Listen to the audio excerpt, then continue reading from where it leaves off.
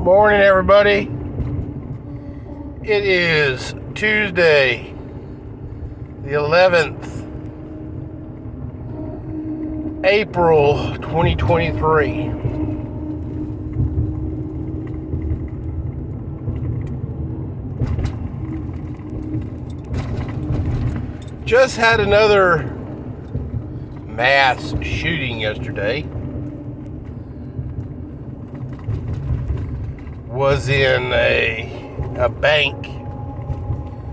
28-year-old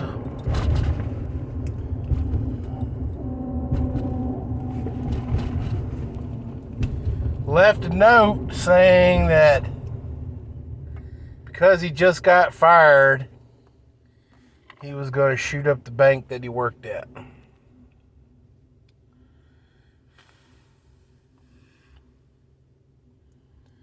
Okay, guys. Got a couple of questions I want to ask on this.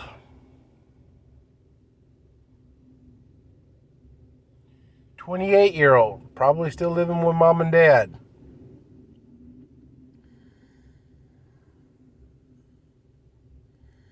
I think the Nashville shooter was 28, around that area too.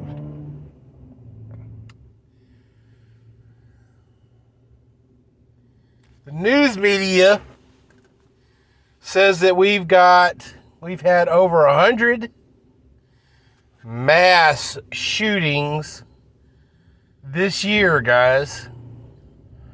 Now I want to ask, because I've only heard in the last 4 months since January 1, 2023, maybe about 4 that made the news. If they're saying that we've had over 100 this year, in this ranking or category, are they counting gang violence? Because they don't report gang violence as mass shootings. Because if they're counting gang violence as mass shootings, then holy shit. Because gang violence doesn't make the news.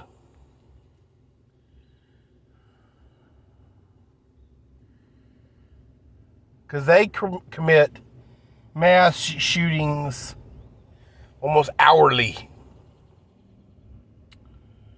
But only reporting 5 mass shootings doesn't spin the wheel as fast as saying, oh my God, we've had over 100 mass shootings this year. Well, shit on a shingle, guys.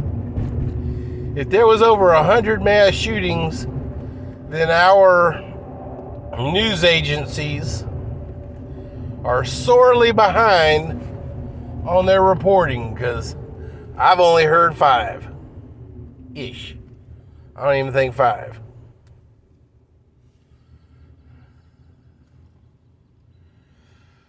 But onto that wheel, let me ask you a question. The question of the day, guys. If you were trying to disarm a populace, and your best weapon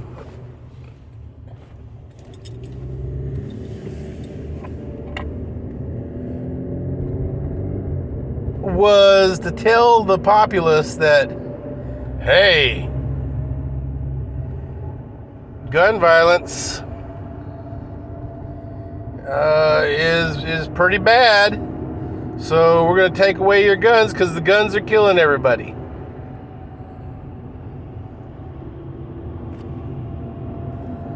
So if I wanted to disarm a populace. And my best argument to protecting my populace was to say disarmament. Ooh, take away the guns and it'll make everybody happy. That's the easiest way to do it, because the good, citizens, the law-abiding citizens, should give up their weapons if we make them illegal. But it will do nothing towards the people who are committing illegal crimes, because their guns are already illegal. But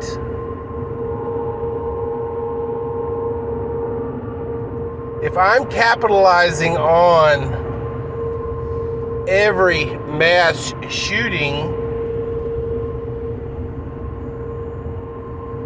to call upon disarmament, what's the best way to do that? Induce more mass shootings. And have my weaponized news agencies spin that wheel and inflate those numbers in any way, shape, or form they can.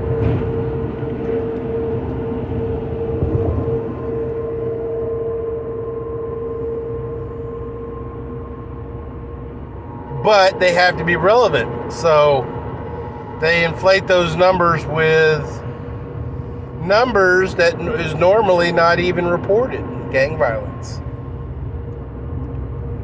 So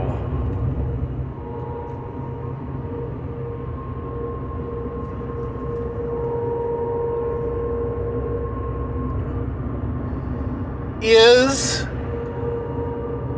the Nashville shooter, is the Tennessee shooter, the bank shooter yesterday, is the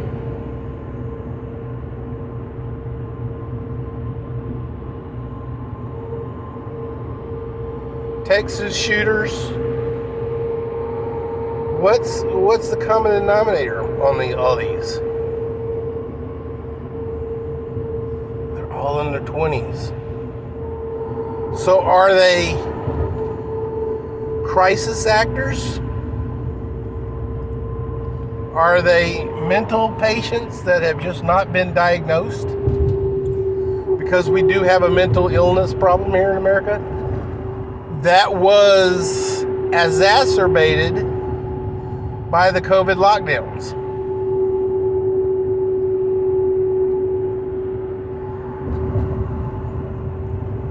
All in all, they're playing these possibilities, crisis actors, mental health patients,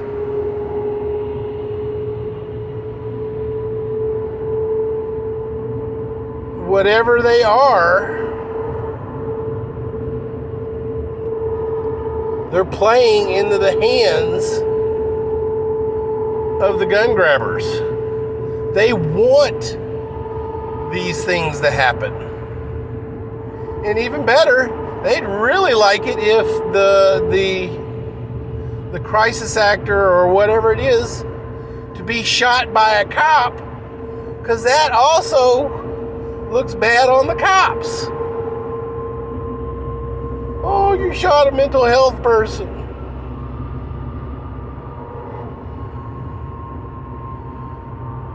Ladies and gentlemen, boys and girls, children of all ages, why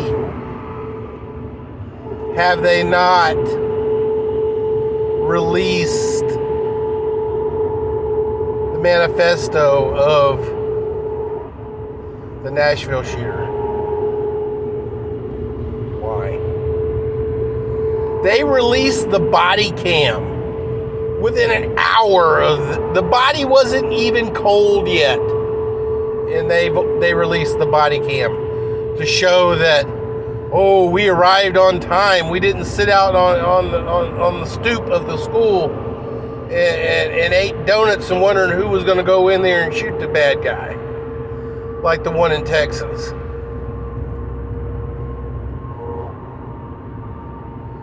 And guys, I'm going to be front in line to shake those cops' hands, because they went in. I mean, I've watched the body cam so many times. It's amazing. They did awesome. They did so many things right. They followed their training. They did amazing, guys. I'm pretty sure the bank guy from yesterday, they're going to probably,